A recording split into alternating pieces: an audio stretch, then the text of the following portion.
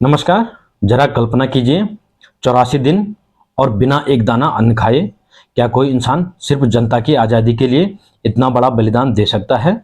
ये कहानी है श्रीदेव सुमन की। टिहरी गढ़वाल का वह नौजवान जिसने राजशाही के खिलाफ आवाज उठाई। श्रीदेव सुमन का जन्म 25 मई 1916 को टिहरी के जौल गांव में हुआ था। इनका वास्तविक नाम श्रीदत्त बड़ौनी था। इनके पिता का नाम हरिराम बड़ौनी, माता का नाम तारा देवी तथा इनकी पत्नी का नाम विनय लक्ष्मी था।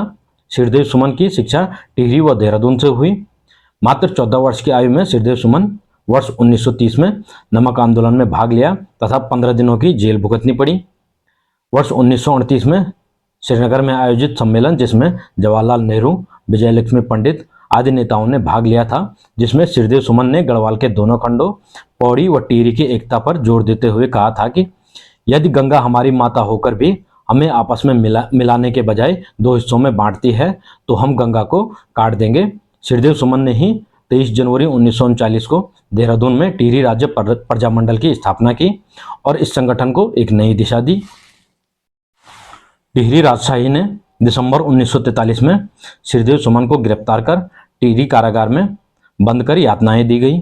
तब श्रीदेव सुमन ने कहा था कि तुम मुझे तोड़ सकते हो, मोड़ नहीं सकते। 21 फरवरी 1944 को श्रीदेव सुमन पर राजद्रोह का मुकदमा चलाया गया। किसी भी सरकारी वकील को उनकी पैरवी करने की अनुमति नहीं दी गई।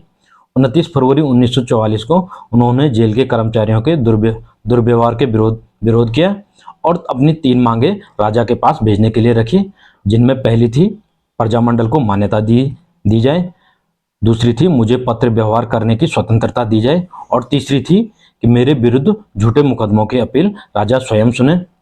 इन मांगों पर कोई उत्तर नहीं आया तो 3 मई 1944 को श्रीदेव सुमन ने अपना आमरण अनशन शुरू कर दिया और 25 जुलाई 1944 को 84 दिनों के भूख हड़ताल के पश्चात श्रीदेव सुमन की शहादत हो गई। इस तरह से श्रीदेव सुमन का नाम उत्तराखंड के इतिहास में अमर हो गया। धन्यवाद।